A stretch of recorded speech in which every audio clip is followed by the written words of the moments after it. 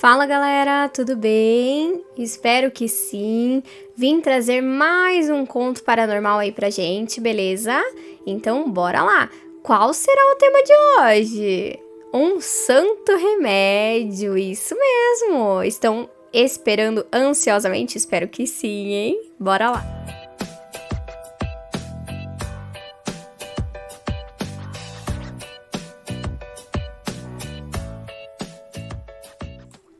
Então, pessoal, hoje eu vim trazer essa história, um santo remédio. Vamos ver.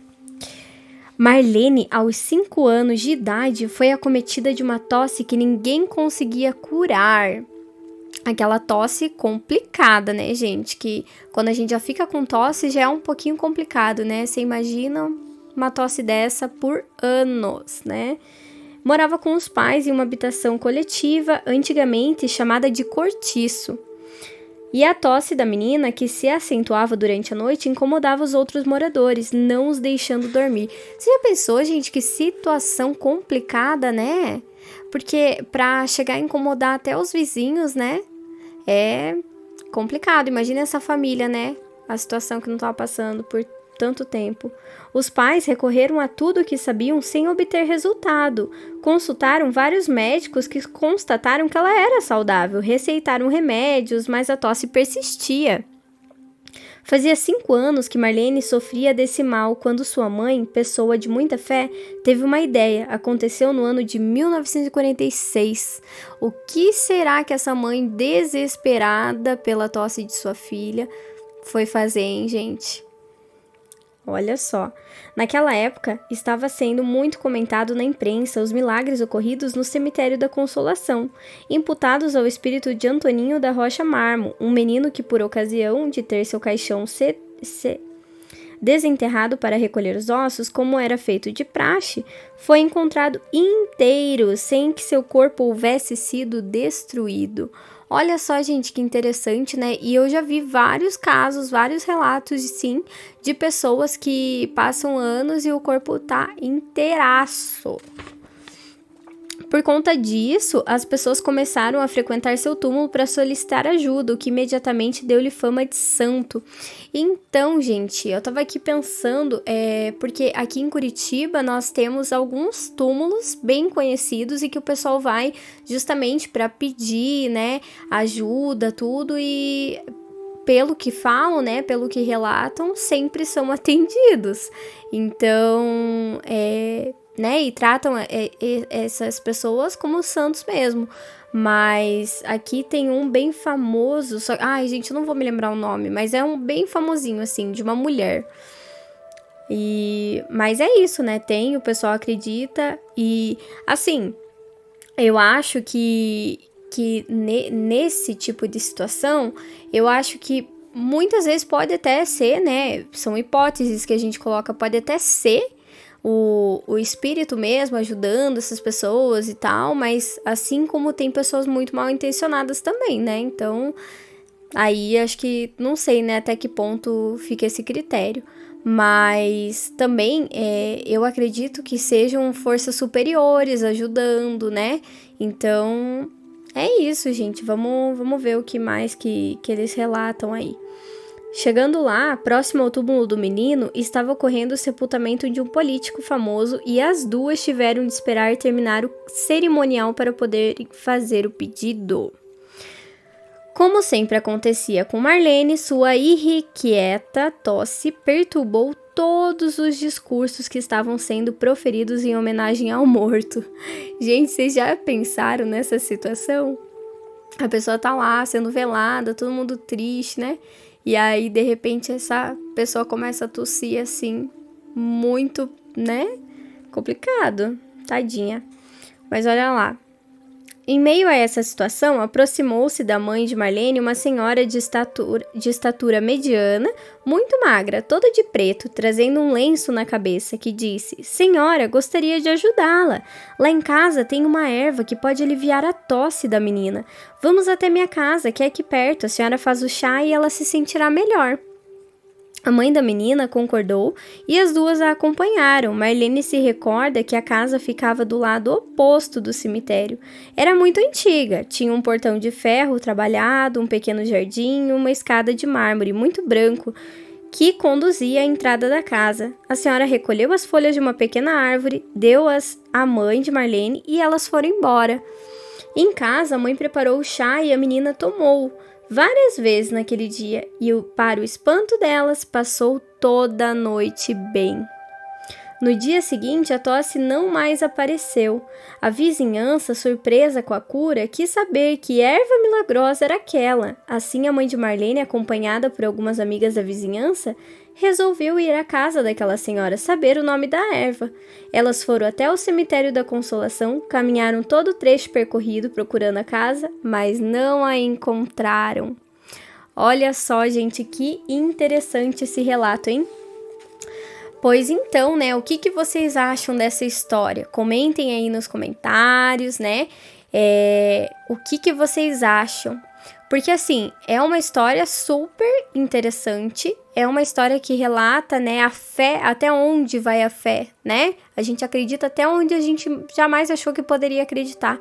E por que é essa mulher? Será que essa mulher que ajudou as duas, ela era uma pessoa viva ou uma pessoa morta? Uma pessoa que simplesmente estava por lá e resolveu? O que vocês acham? Na minha opinião, tá? Ela foi materializada, né? Por ajuda de pessoas superiores, né? De espíritos amigos superiores, sim, que tenham ajudado ela, né, a fazer isso para ajudar. Mas e por que somente naquela época, né, depois de anos com essa tosse, ela procurou esse lugar?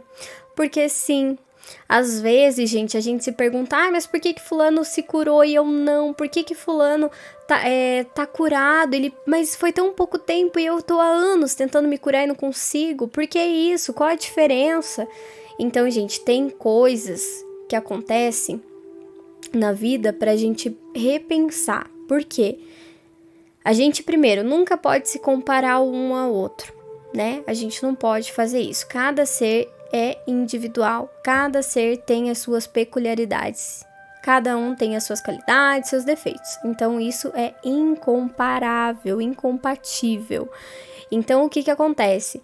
Essa mulher deve ter provavelmente se materializado para curar essa moça, essa menina, né? E justamente por quê? Porque tava na hora, né? Ela tinha passado todo esse processo, né? E como qualquer outra pessoa que fica aflita com uma doença, a gente muda, né? Muda, é inevitável a nossa mudança. Então, a gente cria outra perspectiva e foi justamente o que aconteceu com essa menina. Ela chegou a hora dela e a mãe dela também precisava, né, disso, saber que, poxa, eu fui ajudada por um espírito, entende? Então, por quê? Justamente para despertar nossa curiosidade, para despertar coisas que a gente jamais imaginou despertar dentro da gente.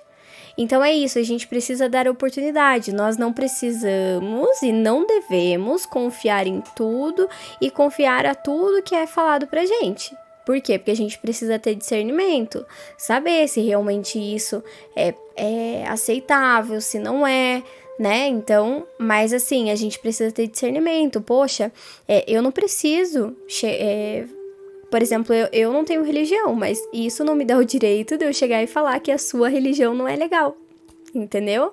Nós precisamos ser respeitosos e isso, gente, é o básico, entendeu? É o básico, é o respeito. Eu não preciso concordar, mas eu preciso respeitar, certo?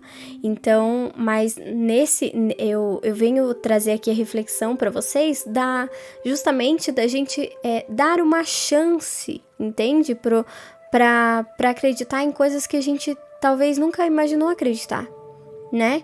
Pra gente pesquisar, pra gente verificar, pra gente crescer como ser humano, né? Então é isso que eu venho trazer hoje pra gente. E, inclusive, eu separei uma frase aqui. Deixa eu ver aqui. Eu separei uma frase. Cadê?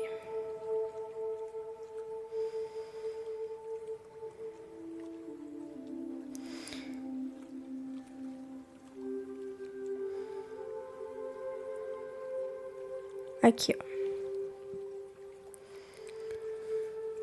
A cura não é um processo imediato. Muita gente que procura o centro espírita quer sarar depressa. Ora, às vezes o problema que queremos resolver se arrasta conosco há séculos. Não será através de um único passe que o solucionaremos.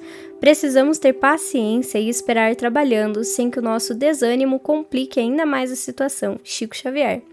Então, gente, essa é uma frase de Chico, né? Falando sobre a cura. E justamente porque nós temos a incrível capacidade de achar que a gente que a gente precisa de tudo para ontem. E não é bem assim que as coisas funcionam, né, gente? Principalmente com uma reforma interior. Tudo que acontece na nossa vida com a gente, pra gente, é pra gente se transformar. É pra gente aprender. Entende? Então, a gente precisa levar aquilo, claro, não tô falando, mas eu tô sofrendo com uma doença, eu vou sair dando risada porque eu preciso estar bem. Não é isso que eu quero dizer, gente. O que eu quero dizer é que a gente precisa, ao invés de a gente ficar choramingando por aquilo, porque o choro vai aliviar aquilo? Vai melhorar? Não vai. O que vai? A gente trabalhar aquilo da melhor forma. Eu estou passando isso porque talvez eu precisasse passar. Mas é muito sofrimento, é muita coisa. Pois é, mas todo mundo tem sofrimento. E o sofrimento de ninguém é maior do que o do outro, né? Então a gente precisa saber levar isso da melhor forma. Eu não tô falando pra gente sair rindo e, beleza, tá tudo certo, tô com doença, mas tá tudo beleza. Não, mas é pra gente não ficar resmungando. Entende? Se é aquela cruz que a gente tem que carregar, a gente vai carregar e vai ser da melhor forma. Entende? Então é isso, gente. Espero que vocês tenham gostado da história. Espero que vocês reflitam sobre isso. Não fiquem, né? Eu tô tentando trabalhar isso comigo também, de não resmungar sobre as coisas que a gente passa, né? Então, se a gente tá passando, é porque a gente tem que passar. E o que a gente pode fazer para melhorar, né? Então, é esse a reflexão de hoje, gente. É isso. Tchau, tchau para vocês e até a próxima.